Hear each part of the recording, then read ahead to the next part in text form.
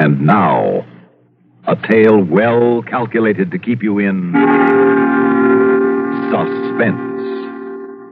In a moment, Act One of Devilstone, starring Christopher Carey and Neil Fitzgerald, and written especially for Suspense by Jonathan Bundy.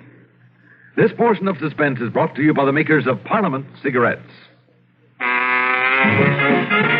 Listen, more and more people are smoking to this tune every day.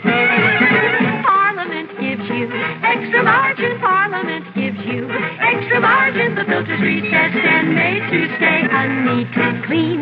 Quarter-inch away, Parliament gives you extra margin. Parliament gives you extra margin. You're smoking neat, you're smoking clean with Parliament today.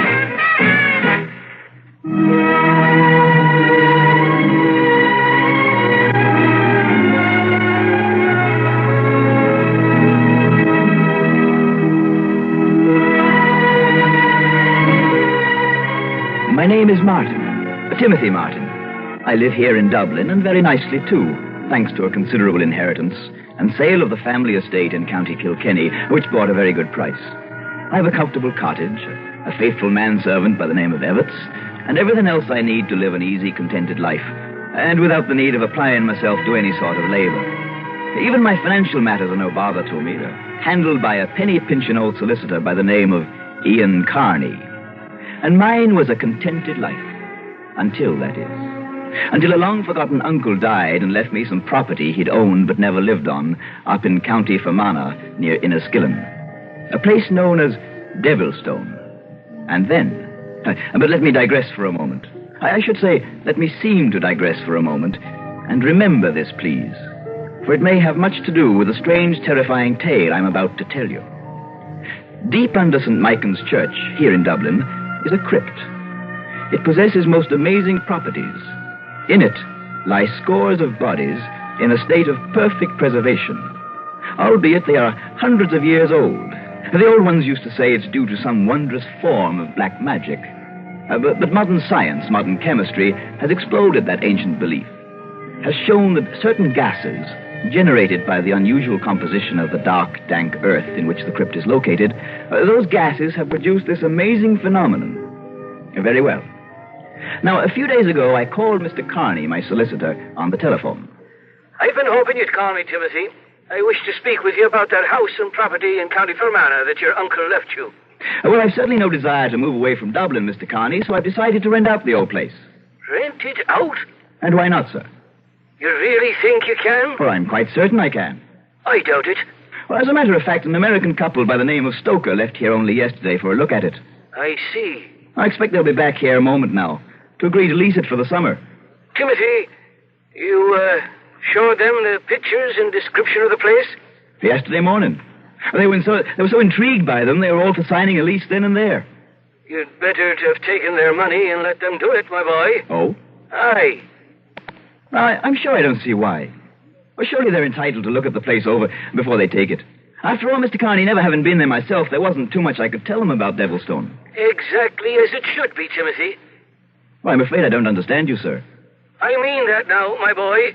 You will never rent it to them, nor to anyone else who goes there. Why not? Why'd you say that, Mr. Carney? Well? You don't know? Well, of course I don't know. Then perhaps your tenants, I should say erstwhile prospective tenants, will tell you, if you ever see them again. Now, what do you mean by... Oh, excuse me a moment, Mr. Carney. Yes, what is it, Evetts? I beg your pardon, sir, but there's a Mr. Stoker here to see you. Stoker? Yes, sir. And if I may say so, he appears to be quite excited about something, rather angry. Hello? Shall I tell him you're busy and suggest he see you another time? Timothy? Yes? No, Evetts. Have him come in, please. Very good, sir. Hello, Timothy. Oh, sorry, Mr. Carney, but I've someone here to see me. No, about Devilstone, Timothy. I think I'd better call you back. Very well, if you like. But there is something about Devilstone, its history, that you might not be cognizant of. Well, I'll get back to you shortly. Timothy! Goodbye, sir. Well, at least you didn't try to skip out on me. Mr. Stoker, how are you? Nice to see you again. Oh, it is, eh? Did you and your wife get over to look at Devilstone as you'd planned? We certainly did.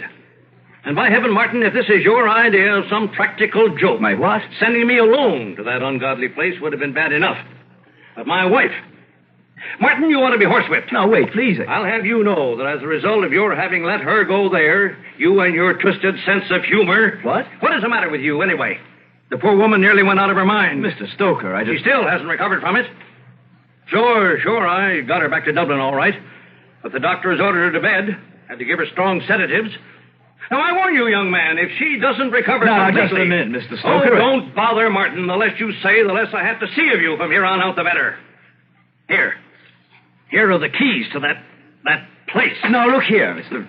Goodbye, Martin. If I ever see you again, it will be in a court of law. Believe me, Mr. Stoker, I don't know what you're talking about. What are you so upset about? Oh, you don't, eh? Do you mean to say there's something wrong with Devilstone? And do you mean to say that you, the owner of it, don't know? You don't know what, sir? You don't know that ungodly place is haunted? What? You heard me. Haunted!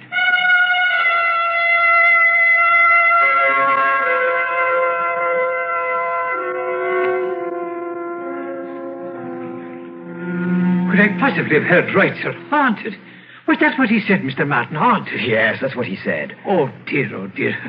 Oh, I beg your pardon, sir. But really, it's too amusing. Perfectly all right, Everett. You go right ahead and laugh, and I'll join you. Well, that's about as an absurd excuse I've ever heard. Excuse me, sir. You don't think he meant it? But the Devilstone is haunted? How could he? Haunted houses went out of fashion 100 years ago. No, Everett, it was simply a silly excuse for not leasing the place. Well, now that he and his wife have had a look at it. But what an excuse. Or does he think that we Irish are nothing but a lot of stupid, superstitious idiots? Quite right, sir. What? I mean, of course not, sir. Well, anyhow, it's completely ridiculous. So we'll simply forget it. Forget about the Stokers. Place an advertisement in the papers and find ourselves some other tenants. Yes, sir. Maybe we'd best reduce the rate on it a bit. Perhaps that's what scared them off. No, that could be, sir. Or who knows? And perhaps Devilstone isn't in as good condition as we've been led to believe. But can you imagine anyone coming up with an excuse so patently absurd, so completely asinine, and so utterly foolish, and expecting us to believe him, to take him seriously? Yes? What is it, sir? Everts, the truth now. Yes? Do you believe? Do you think? Possibly. Oh, no. No, of course not. It couldn't be. And yet, could that have been what Mr. Carney was talking about? Or at least implying? Mr. Carney, the solicitor? Yes. But Mr. Carney seems to be a man of good sense. He was so definite about it, though. When he told me I should have let them do what they wanted after they saw the pictures, to sign a lease immediately. Before they even saw Devilstone? Yes. They would have, you know. They would have signed and paid a couple of months' rent, and Mr. Carney said I was wrong in not letting them do it, in not getting what I could, and immediately. Would it have been completely ethical now? You mean if something is wrong with the place? But haunted, sir. No, of course not. Ridiculous. Oh, of course. And yet, well, there's one way to find out. Yes. Shall I put in a call to Mr. Carney? No. By doing that, I'd be admitting that I might believe in such ridiculous possibility. No, Everts. You and I will drive up to Devilstone and we'll investigate ourselves. Capital, sir. A splendid idea. You like it, eh? Well, never having seen the place either of us, and after Mr. Stoker's reaction to it, it might be quite exciting, sir. Let's see now. If we leave right away, we should be able to reach Devilstone by nightfall. Yes, sir. So fetch the car and a couple of flashlights, too. Very good, sir. And perhaps I'd better take along a pistol, just in case. And of course... What, sir? Well, to conduct our investigation in the ghostly place and style, we'll take along one of the dogs with us. Say, Red Kim of Heatherscote. An excellent idea, sir. Now, let's get underway. Yes, sir.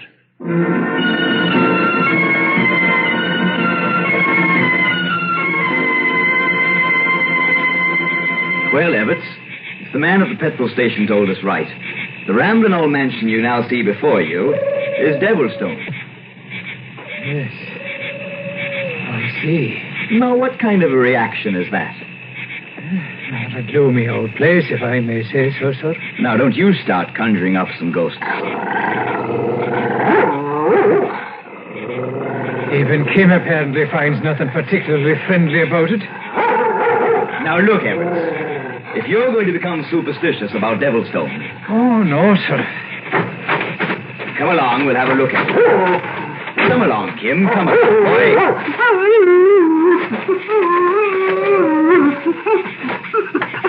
Now, let me see if I can unlock this door. Here, sir, here. I'll hold the flash on it for you. Good. I believe this is the key. Well, the door is already ajar. Oh, yes, sir. So I see. Well, come along, you two. Come on, kid. He's protesting rather vehemently, sir. We'll just get him inside and we'll close the door. Yes, sir. Kim! What the devil's the matter with you? Oh, come now, boy. Are you a dog or a mouse? He most certainly is frightened of something, sir. Yes. He doesn't look like a ghost hunter crouched down there in the corner that way. And if I remember the pictures correctly, this door here should lead to a small, enclosed court, sir. Oh, and my word. It's just another night bird, Evarts. Don't let it bother you. Now, do you mind telling me why did you do that? I beg your pardon. What? Why, you're still over there at the door. And yet, I distinctly felt something or someone bump against my shoulder. And I thought someone walked on past me. Look here, Mr. Martin. Yes? What is it? In the mud, out there in the court. Shine your light on it, sir, where mine is. Why, yes. Footprints. Big ones. And fresh. And do you see, more of them are being made even as we look at them. No. And yet there's no one there to make them. Impossible. I know, sir. But you're right, Evans. You're right. Back inside now, and quickly. Yes, sir. Now, whatever is making those footsteps can't follow us. It does feel a bit safer in here. No wonder Kim is frightened. With things like that going on. But why? And how? Do you suppose, sir, that one of the old lamps could be lighted? Well, if they have any oil in them. And it shouldn't take us long to find out if they... Oh, now, wait a minute. Now, what are we acting this way for? It's trickery, that's all it is. It's trickery. But by whom, sir? And why? Well, that is something we shall have to find out. Now, where is Kim? Oh, there he is, still in the corner. Sigmund Freud.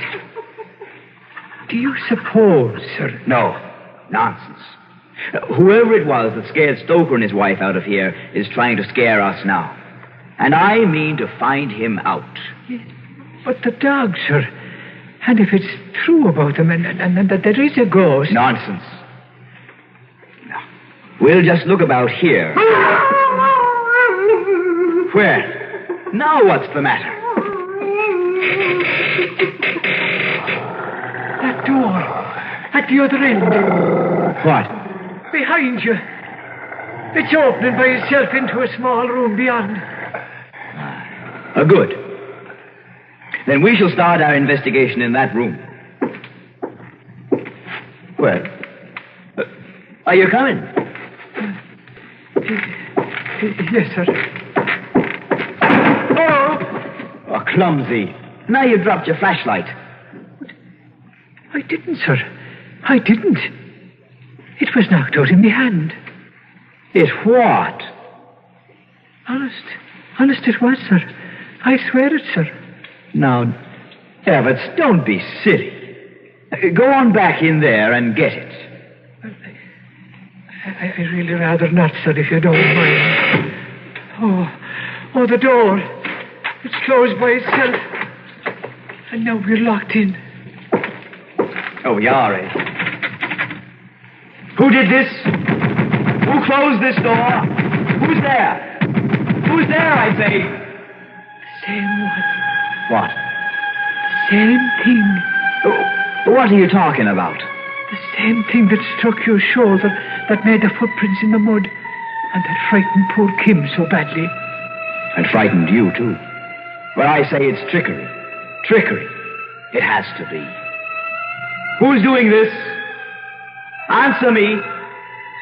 Answer me. Yes. Begone. What? Yes. Begone. Yes. Yes. I guess we'd better. Yes, sir. No. Not a bit of it. Please, sir. Please, in the name of heaven, sir. No. We're going to stay right here, Evetts, until we find out. Yes. Begone. No. Not until we learn just what's going on and... Where's that voice coming from? I've tried to warn you. Oh, please, sir. They've tried to scare us, that's all. Tried to scare us. Yes.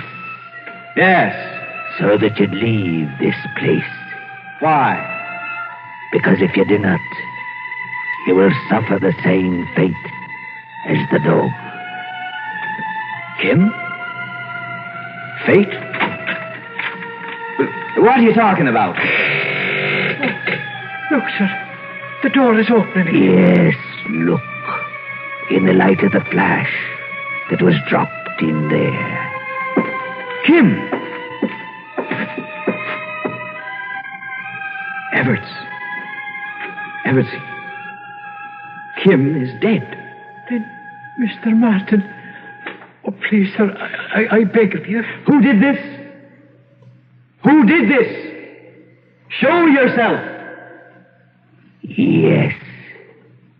I will show myself.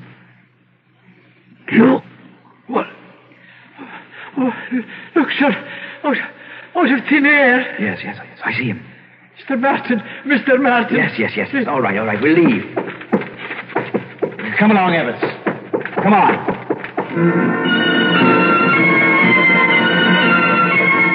Yes, Mr. Carney. I thought at first it was trickery or perhaps some kind of joint hallucination by Evetts and myself, induced perhaps by the gloomy atmosphere of the old house and whatever it was that Stoker had said about his wife and her being so terrified. No, my boy. But when it actually happened, that he actually appeared there before us out of thin air, this misty, tenuous, impalpable figure, and then when we found there wasn't so much as a little mark on Kim, the dog, who up to that moment had been as healthy as I. But why didn't you tell me about whatever it is in that inhabits that place when I talked to you on the phone? I tried to, Timothy, but you cut me off. And after all, I'd known about it only as a legend from hearsay.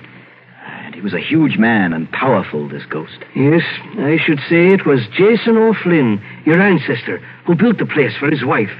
It was to have been her castle. Was? Yes. But the first day she sought to enter into it, she fell, tripped upon the threshold, she struck her head, and she never regained consciousness. I see. The doctor was summoned, did all he could for her, there in a smaller room off the main salon. Yes. But she died that night. And then Jason O'Flynn swore by the book that no one would live in that house but he, until his body turned to dust. He walked out of that little room then, and was never seen again. And ever since that time... But now you know the rest. Wait. Yes? Until his body turns to dust. His own words. And he wasn't seen to leave. No. What are you thinking of, Timothy? I'm going back there, Mr. Carney, tomorrow in daylight.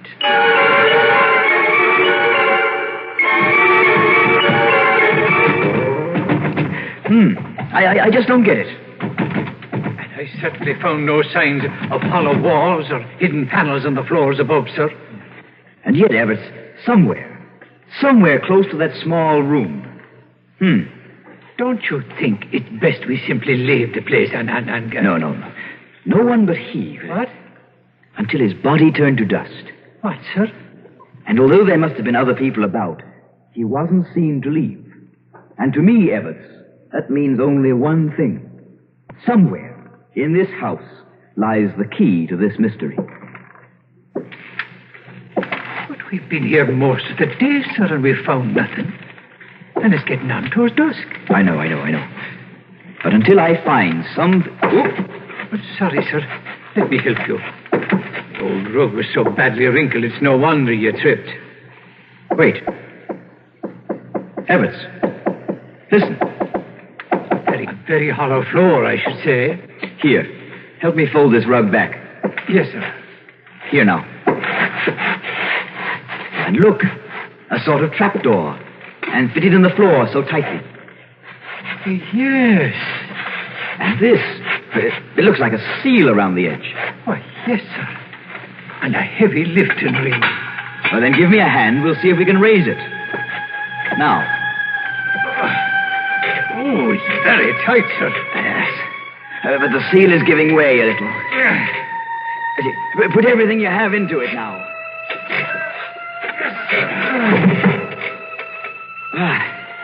Good. We made it. Must have felt it horrid odor coming up out of that place. Yes. Yes, Evetts. Like that in the caves, or the catacombs under St. Michael's. You mean where all the bodies and... Yes. Quickly now. The flashlight. Give it to me. Here, sir. Now, look down there on the earthen floor below. Do you see? Do you see? The wrists are cut. He killed himself. No, it's he. It's the ghost that we saw. Yes, Evetts. The body of Jason O'Flynn. And so perfectly preserved as though he died only moments ago. Oh, it's horrid. Until his body turned to dust, he said. So we know now that we've found it. So please, sir, let's leave this place. Wait, Evetts. Wait. Do you see? Now the fresh air has reached it. Oh, good Lord. Yes. The color is leaving the cheeks. The pallor of death is taking its place. And yes, now, at long last, the body will turn to dust. No longer will Jason O'Flynn walk the night. Requiescat in pace.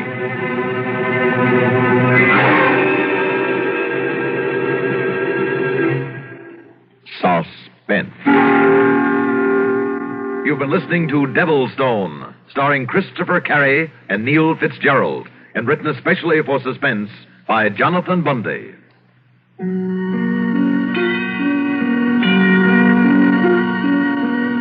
Suspense is produced and directed by Fred Hendrickson. Heard in tonight's story were Gilbert Mack, Walter Grisey, Reynold Osborne, and Frank Milano. Music supervision by Ethel Huber. Sound patterns by Walter Otto. Technical direction by Fred Cusick. Associate Director, Bernie Seabrooks. This is Stuart Metz speaking. Every weekday evening, Chris Schenkel is anchorman for a globe-girdling roundup of first-hand reports on sports activities everywhere. Make this your address for worldwide sports every weeknight. He who laughs oftenest hears Arthur Godfrey Time weekdays on the CBS Radio Network.